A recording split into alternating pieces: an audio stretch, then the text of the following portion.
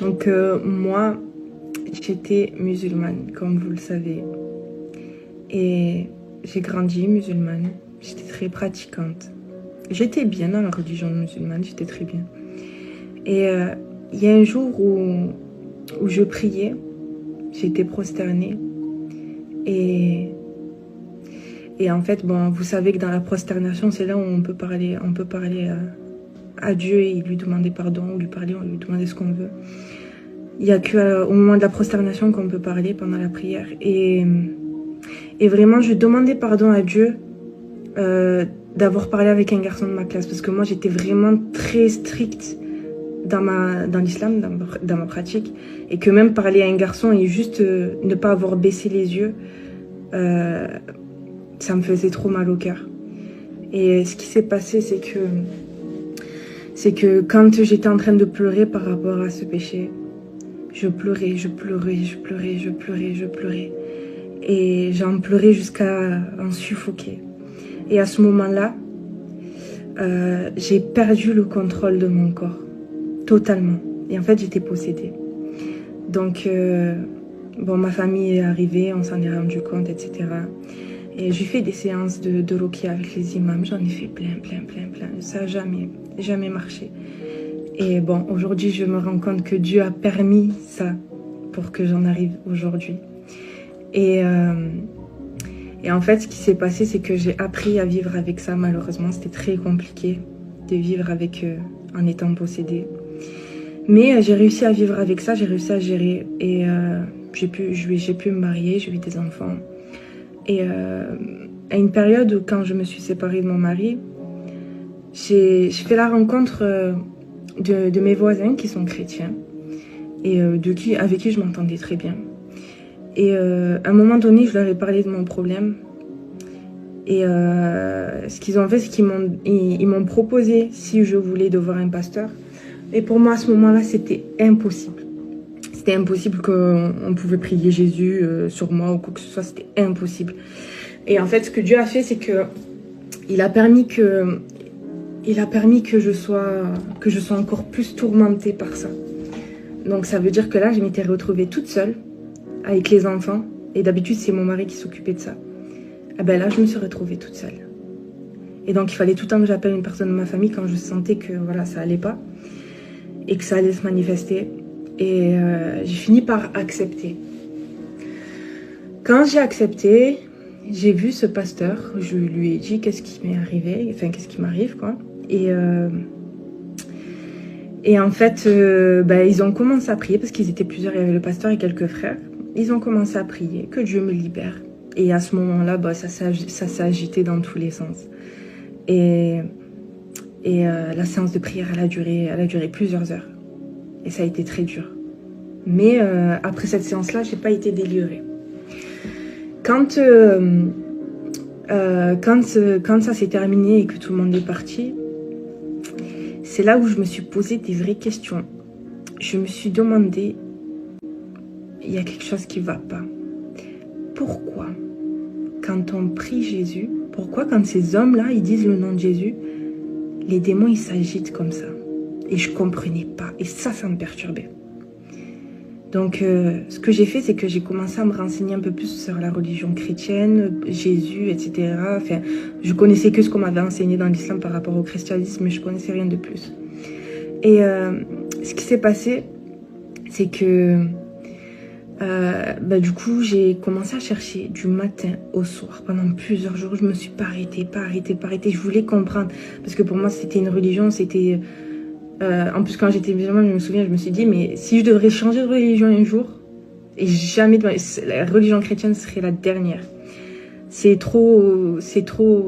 Enfin, je vous dis exactement comme je pensais. Je me disais, mais c'est trop débile, avec leur trinité, leur truc, leur ci, leur ça, c'est vraiment n'importe quoi. Et là, justement, ça m'avait vraiment perturbée, que quand il disait le nom de Jésus, ça s'agitait dans tous les sens. Et ce qui s'est passé, c'est qu'il y a eu une deuxième séance de prière. À cette deuxième séance de prière, il s'est passé la même chose. Ils ont prié pendant des heures. Et ça s'agitait de partout. c'était fort, hein. C'était très fort à vivre. Parce que bon, moi, j'avais plus le contrôle de mon corps à ce moment-là, mais j'étais un petit peu consciente, je voyais un petit peu, j'entendais les choses. C'était très spécial à vivre. Bah, pareil, ça a duré des heures. Ça n'a pas marché. Et là, en fait, le pasteur, il m'a offert une Bible et il m'a dit de la lire. Ce que j'ai fait, c'est que, il me semble que c'était le lendemain ou le surlendemain, il y a ma fille qui s'était réveillée en pleine nuit. Et donc, je suis allée la voir et la rejoindre dans son lit. Et ce qui s'est passé, c'est que quand je me suis allongée, je me suis un tout petit peu assoupie. Je me suis pas endormie, je me suis juste assoupie. Donc, j'ai juste fermé les yeux. Et à ce moment-là, je vois une image. En fait, c'était une vision. J'avais jamais expérimenté ça de ma vie. Je vois une image et je me vois comme si je regardais le ciel. Et je vois une main qui sort du ciel et qui se tend à moi. De là, je me réveille en sursaut. Et je me dis non, c'est pas possible. C'est parce que je suis là à chercher du matin jusqu'au soir, j'ai ça dans la tête, donc ça doit être une coïncidence. Je me suis dit, c'est pas grave. Je me suis réassoupie une deuxième fois. Là, j'ai eu une autre vision. Et là, j'ai vu Jésus. Je me suis levée en sursaut encore. Je me suis dit, mais c'est pas normal ce que je vis. Ce que j'ai fait, c'est que je suis allée dans ma chambre et j'ai parlé directement à Dieu. Directement. J'ai dit, Allah, si c'est toi la vérité, je t'en supplie, fais que je m'égare pas, Seigneur. Écarte-moi de ces gens, fais que je m'égare pas. Vraiment, je demandais à Allah de ne pas m'égarer, vraiment. Et que s'il faut que je me remette à fond dans le digne, je le referai. Mais que je m'égare pas. Et ce que j'ai dit après, c'est que si par hasard, je me suis trompée sur toute la ligne depuis le début, et que Jésus, c'est toi la vérité, alors montre-le-moi, tout simplement. Parce que là, il y avait un combat qui se passait dans mon cœur. J'avais tellement peur d'être égarée. Et en même temps, je me rendais compte qu'il y avait peut-être autre chose. C'était peut-être autre chose, la vérité. Après cette prière, j'ai ouvert la Bible. Je ne sais pas si c'était le même jour ou pas. J'ai ouvert la Bible. Le pasteur m'a dit de lire à partir du chapitre de Jean. J'ai dit, bon, ok, je vais voir qu'est-ce que ça donne, la Bible. J'avais jamais ouvert ça de toute ma vie. Et quand j'ouvre la Bible et que j'ouvre ce chapitre-là, je commence à lire. Premier verset. Au commencement était la parole, et la parole était avec Dieu, et la parole était Dieu. Ensuite, la parole a été faite chair, et elle a habité parmi nous. Quand j'ai lu ça au verset 14, la parole a été faite chair et elle a habité parmi nous. Là, ça m'a fait un tilt. Je me suis dit, mais en fait, tout ce qu'on m'a enseigné depuis le début, qu'on me dit que même dans la Bible elle-même, Jésus n'a jamais dit qu'il était Dieu. Enfin, voilà, ça se chamboulait dans ma tête, mais vraiment. Et là, il y a tout qui se chamboulait en fait dans mon cœur. Et là, j'étais restée sur une période de réflexion comme ça. Et quelques jours après, il y a eu une troisième et dernière séance de prière. Donc, ils ont prié pour moi, pareil, des heures. Et en fait, après la deuxième séance, il y avait le pasteur qui me disait, en fait, normalement, tu devrais être libérée, mais tu ne l'es pas, parce qu'il y a quelque chose en toi qui fait que tu n'es pas libérée. Et en fait, ces choses-là en moi, c'était le doute, justement. Et à la fin de cette troisième séance, j'étais à peine consciente, c'était les démons qui étaient là, qui s'agitaient, mais j'entendais ce qui se passait un petit peu autour de moi. Et à un moment donné, j'ai entendu un frère qui hurlait, qui disait « Sarah, si tu pries pas au nom de Jésus, toi dans ton cœur, tu seras jamais délivrée. » J'ai entendu cette phrase. Et là, au fond de moi, j'ai dit, Jésus, si c'est toi la vérité, maintenant tu vas me le prouver. Et Allah, dans tous les cas, si c'est toi le vrai Dieu, si c'est toi la vérité, si c'est le Coran la vérité, je peux dire Jésus autant de fois que je veux, ça ne marchera pas. Et ensuite, ce que j'ai fait, c'est que j'ai dit, maintenant, je vous chasse au nom de Jésus. J'avais 3 démons en moi. J'ai dit, je vous chasse au nom de Jésus maintenant. Maintenant, vous quittez mon corps. Vous n'avez plus rien à faire dans mon corps. Je vous chasse au nom de Jésus. Et je commençais à proclamer des paroles comme ça au fond de moi. Et du moment où j'ai dit ces phrases-là, les démons, ils sont sortis un par un de mon corps.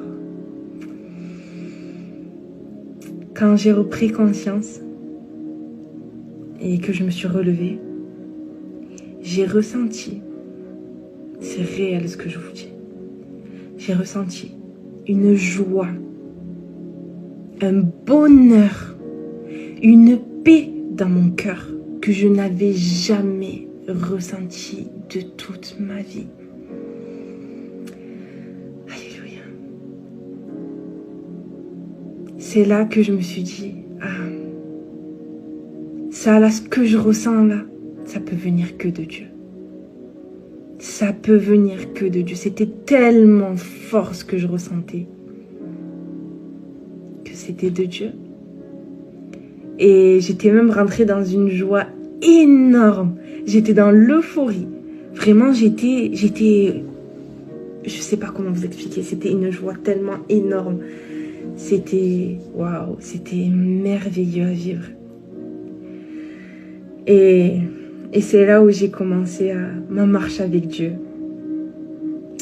Et vraiment, ce qui s'est passé, c'était très fort. Mais après, au début, les premiers jours, il y avait encore le doute un petit peu dans mon cœur. Enfin, c'était pas le doute parce que je savais ce que j'avais vécu. Je pouvais pas le nier, en fait. C'est ça le truc. Mais moi, j'avais l'islam encore dans mon cœur. C'était ma religion. J'ai grandi dans ça. Je l'aimais trop, cette religion. Et je me disais, mais c'est pas possible que l'islam, ça peut pas venir de Dieu. C'est pas possible. Et du coup, ce que j'ai fait, c'est que j'ai prié. Et j'ai demandé à Dieu. Dieu, si tout ce que j'ai vécu, ça vient vraiment de toi, alors montre-moi et prouve-moi que l'islam, ça ne vient pas de toi. Sans vous offenser, bien sûr, les musulmans, mais c'est vraiment ce qui s'est passé. Et Dieu, en quelques jours, m'a montré tellement de choses que je n'ai plus aucun doute. Plus aucun doute. C'est là où j'ai commencé vraiment ma marche avec Dieu. Si vous saviez les choses extraordinaires que je vis aujourd'hui avec Dieu, c'est merveilleux. C'est merveilleux. Quand je vous dis que Dieu change des vies, Dieu change les cœurs, c'est énorme et c'est réel. Que vous le croyez ou non, moi je l'ai vécu et je vous raconte ce que j'ai vécu. Et vous prenez ce que je vous dis, ce que je vous dis comme vous le souhaitez. Soit vous vous dites, ah peut-être que ce qu'elle dit c'est vrai. Et je vais juste parler à Dieu et on verra. Je mets toutes mes convictions de côté, je mets mes vérités de côté et juste je parle à Dieu en toute humilité, en le recherchant de tout mon cœur. Et Dieu dit dans sa parole que quand on le recherche de tout son cœur, il se laisse trouver. Et croyez-moi que combien de personnes ont fait cette simple prière de Jésus, si c'est toi la vérité, révèle-toi à moi. Il s'est passé des choses extraordinaires. Si vous saviez la paix dans laquelle je vis aujourd'hui, si vous saviez la Sarah que j'étais avant,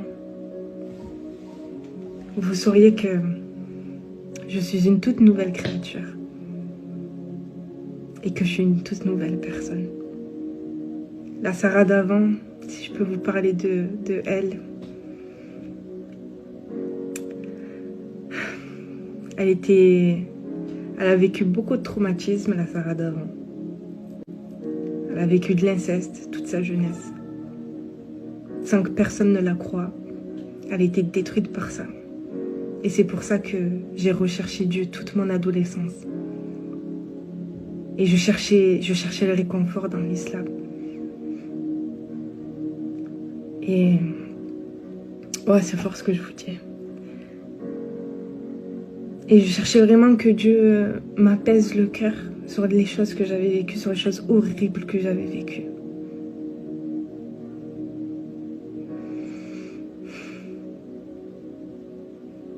Mais j'ai pas trouvé ce réconfort. J'ai pas trouvé ce réconfort. Alors que j'essayais de tout faire bien, au carré, au millimètre près. Je cherchais plus que ce que juste l'islam enseignait. Je faisais des prières surérogatoires, je faisais des jeûnes surérogatoires, je priais tous les lundis, tous les jeudis. Je faisais tout ce que je pouvais. Vraiment juste pour que Dieu apaise mon cœur. Mais ce traumatisme-là, il était ancré dans mon cœur. Et j'en ai jamais guéri. Peu importe les actions que je faisais, il n'y a rien qui changeait. Et ça, là, j'en ai guéri totalement quand j'ai donné ma vie à Christ. Totalement. Et j'ai même pardonné. Mais vraiment, pardonner, ça veut dire qu'aujourd'hui, la personne qui m'a fait ça, je l'aime. Je l'aime, je ressens de l'amour pour elle. Je ne ressens aucune rancœur pour elle, pour cette personne qui m'a fait ça. Toute ma jeunesse, qui m'a détruit ma jeunesse. Je l'aime. Je l'aime, réellement. Et c'est, même moi, ça me choque d'avoir ce sentiment-là. Mais je l'aime. Et c'est comme vous. Vous pouvez m'insulter, vous pouvez me dire que je suis perdue, vous pouvez dire ce que vous voulez. Mais je vous aime. Je vous aime. J'aime trop. J'aime tout le monde. Et ça, c'est que Dieu qui peut donner ça. C'est que l'amour de Dieu qui peut donner ça. C'est que lorsque Dieu te transforme, que tu peux connaître ça. L'amour pour ton prochain. Mais vraiment, sans te forcer, sans faire semblant, sans hypocrisie. L'amour pour ton prochain. Que tu veux que le bien pour la personne en face de toi.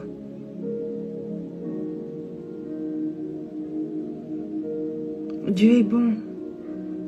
Dieu est vivant. Parlez à Dieu simplement et vous verrez par vous-même. Dans tous les cas, vous n'avez rien à perdre. Vous n'avez rien à perdre. Vous n'avez rien à perdre. Si vous êtes sincère de cœur et que vous cherchez Dieu de tout votre cœur, il est dit dans la parole qu'il se laisse trouver. Dieu n'est pas menteur. Il se laissera trouver et vous trouverez la vérité. Mais remettez-vous en question. Ce qu'il faut faire, c'est qu'il faut en fait se dire, ok, j'ai ces convictions-là, je pense que la vérité c'est ça et ça et ça et ça et ça.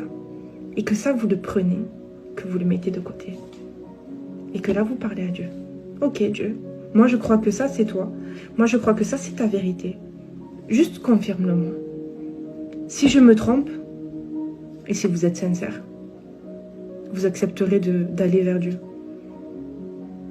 Bon, vous savez, j'ai perdu toute ma famille. Hein. J'ai perdu toute ma famille depuis que je me suis convertie à Christ. Parce que moi, ma famille sont musulmans très pratiquants. Et ils m'ont tous rejeté. Et c'est pas grave. Et je l'accepte. Et j'essaie de me comporter en toute humilité avec eux. Et je prie pour eux.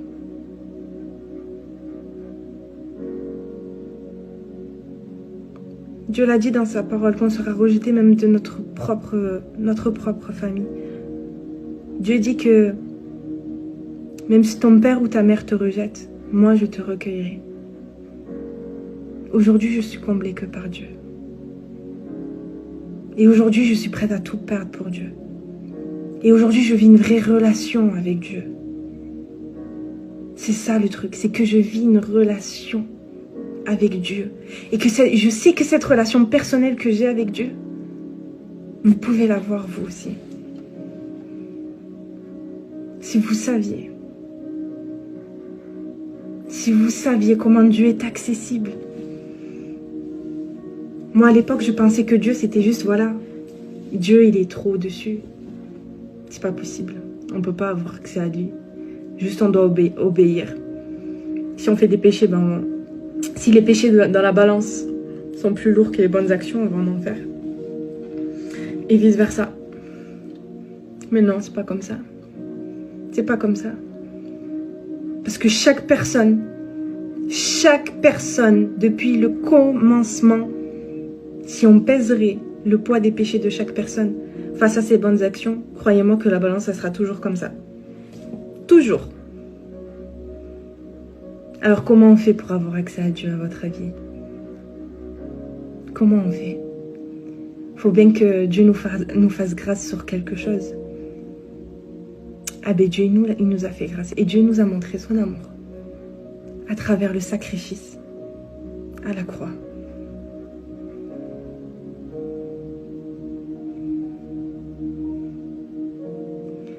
C'est magnifique, vraiment. Merci Seigneur, merci Seigneur. Je te prie, Père éternel, que tu puisses toucher des cœurs, Seigneur, ce soir. Que des gens puissent te rechercher, sincèrement, Seigneur. De tout leur cœur, Seigneur. Je prie pour ces personnes-là, Seigneur, que tu puisses te révéler à elles, Seigneur. Que tu puisses vraiment, Seigneur, transformer leur vie, Seigneur. Et qu'elles puissent avoir la force en elles de tout abandonner pour toi, Père éternel. Je sais, Seigneur, qu'il y a des gens qui croient en toi en secret, mais qui n'ont pas le courage de tout laisser.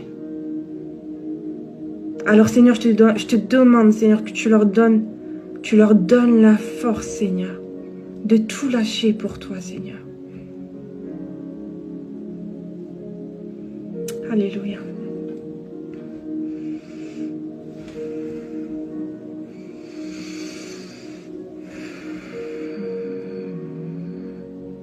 Dieu est bon. Dieu est bon. Dieu est bon.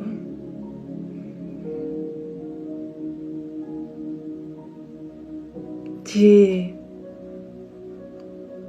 tellement le désir que vous goûtiez ce que je goûte. La paix. La paix dans le cœur. C'est énorme.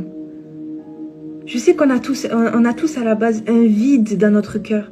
Même si on a tout ce qu'on veut dans la vie, on a l'argent, on a ça, on a ça, on a ça, on a la famille. Il y a toujours ce petit vide dans le cœur. Et c'est à cause de ça que de temps en temps on tombe en dépression, on déprime. Mais quand on a Jésus, on n'a plus ce vide. Et c'est juste du pur bonheur. Aujourd'hui, comme je vous l'ai dit, j'ai tout perdu. J'ai perdu ma famille, j'ai perdu mon mari, j'ai perdu des amis, j'ai tout perdu. Mais j'ai gagné Dieu. J'ai gagné l'amour de Dieu, j'ai gagné la présence de Dieu. Et ça, c'est le meilleur des cadeaux. Et c'est pour ça qu'aujourd'hui, je me consacre seulement à Dieu. Dieu est bon. Dieu est bon. Dieu est bon. Alléluia. C'est un cadeau qu'on a de Dieu d'avoir accès à lui. C'est un cadeau de Dieu rien que de pouvoir lui parler. C'est énorme. Mais tout le monde décide de ne pas le faire. Tout le monde décide par orgueil de se dire « Moi, j'ai la vérité, j'ai même pas besoin de consulter Dieu pour ça. » Vous remettez pas en question. C'est ça le souci. Sondez vos cœurs. Sondez votre âme. Et regardez au fond de vous.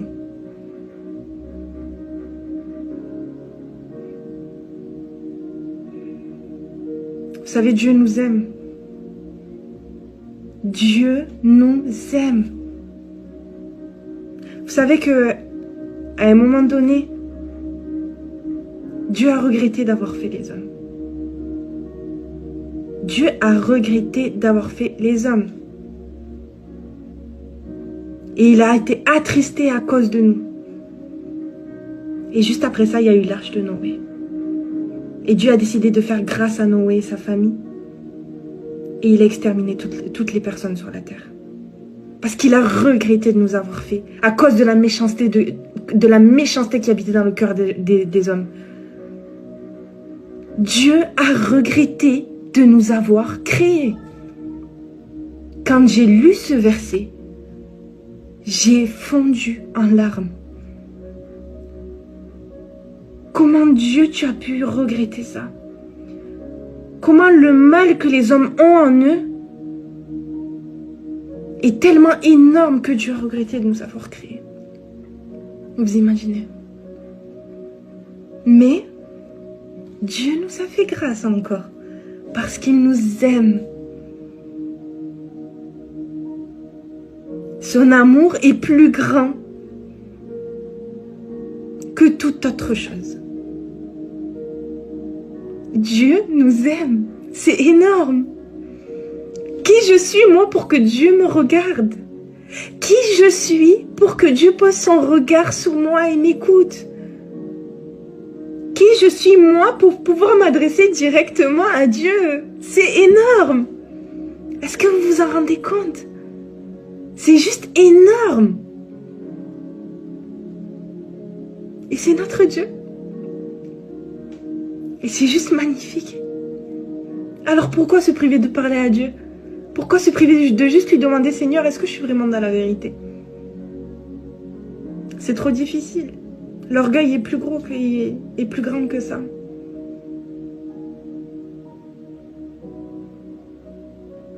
Il faut qu'on humilie nos âmes. Il faut qu'on s'humilie, qu'on fasse taire notre chair et qu'on s'humilie. Parce que l'orgueil vient de la chair. Et les choses de l'esprit et les choses de la chair, ça ne marche pas ensemble. Donc soit tu décides d'écraser ta chair et de lui ordonner de se taire.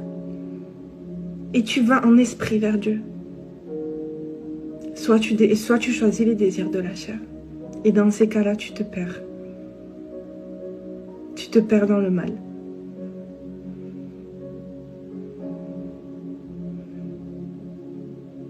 Remettons-nous en question. Vraiment, c'est très important. Très important. De se poser seul, sans personne autour de soi, et de tout remettre en question. Et de se dire, ici, je remettais tout en question. Tout ce que je crois, toutes mes vérités, tous les trucs sur lesquels on m'a éduqué, je me remets en question sur tout. Et c'est comme ça que tu sondes ton cœur. C'est comme ça que tu sondes là. Ce qui est au fond de toi.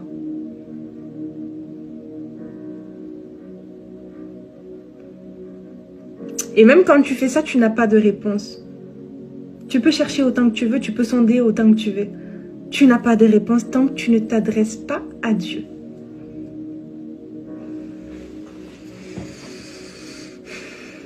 Dieu est bon, les amis. Dieu est bon. On a encore le temps de se repentir. Tant que Jésus n'est pas revenu, on a le temps de se repentir. Mais on n'a plus le temps non plus, parce qu'il va bientôt revenir.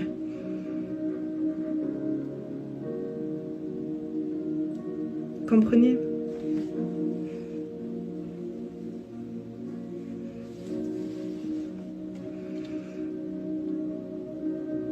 Dieu est bon, Dieu est bon, Dieu est bon, Dieu est bon.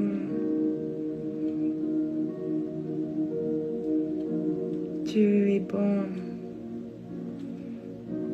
Alléluia. Je glorifie ton nom, Père éternel.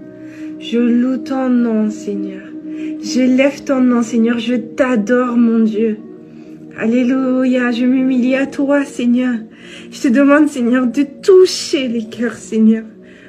Seigneur, ce que moi j'ai vécu, Seigneur, que même moi, si j'avais été d'un œil extérieur, je n'aurais même pas cru aux paroles que je dis.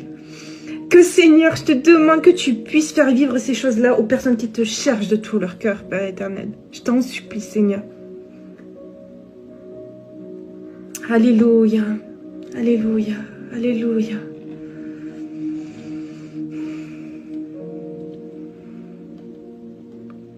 Alléluia. Alléluia, Seigneur. Je prie maintenant contre les esprits qui mènent à la fausseté. Oui, Satan se déguise en ange de lumière. Satan se déguise en ange de lumière. Ça veut dire qu'il y a des choses où il peut y avoir 99% de vérité Mais s'il y a un seul petit pourcent de mensonge, cela ne vient pas de Dieu. Et il est là le problème, avec toutes les religions, avec ça. C'est que Satan est le prince de ce monde, il ne faut pas l'oublier. Dieu a permis qu'il ait ce droit-là. Donc Satan nous berne comme il a envie. Et si ce n'est pas Dieu qui nous ouvre les yeux, on aura toujours le voile devant les yeux. Et on ne verra jamais rien. Et on se croira dans la vérité, on se croira au-dessus. Sache que tant que tu t'humilies pas devant Dieu, que tu te mets pas à genoux par terre, et que tu demandes Dieu, montre-moi la vérité. Je veux connaître ta vérité, je veux te trouver, Seigneur. Si tu ne fais pas ça, tu ne trouveras pas. Tu ne le trouveras pas.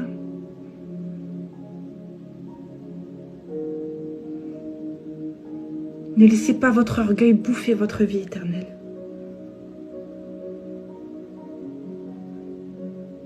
L'orgueil tue les vies. Je peux entrer au paradis, je fais plus de bonnes actions. Tu penses te sauver toi-même, sérieusement. Tu penses qu'avec toutes les bonnes actions que tu peux faire, tu penses te sauver toi-même? Tu penses avoir le mérite de gagner la vie éternelle? Sérieusement. Si tu n'as pas la grâce de Dieu, tu ne peux pas avoir la vie éternelle. Tu ne peux pas. Le péché est ancré en nous, depuis la création du monde. Depuis Adam, depuis Ève, le péché est en nous. On peut faire autant de bonnes actions que l'on veut. Croyez-moi que la chair prend toujours le dessus si on n'a pas l'esprit avec Dieu.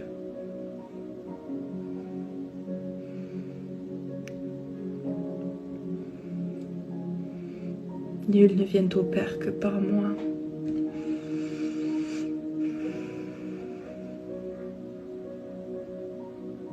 Alléluia. Alléluia.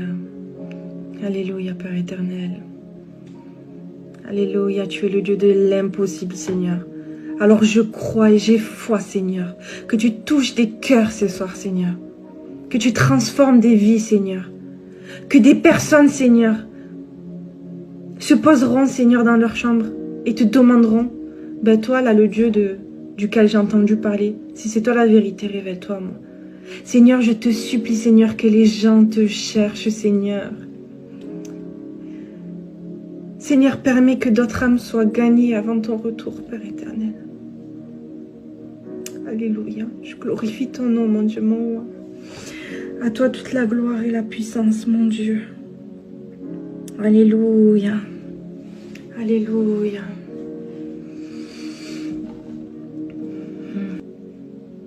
Vraiment que Dieu permette que vous le rencontriez un jour.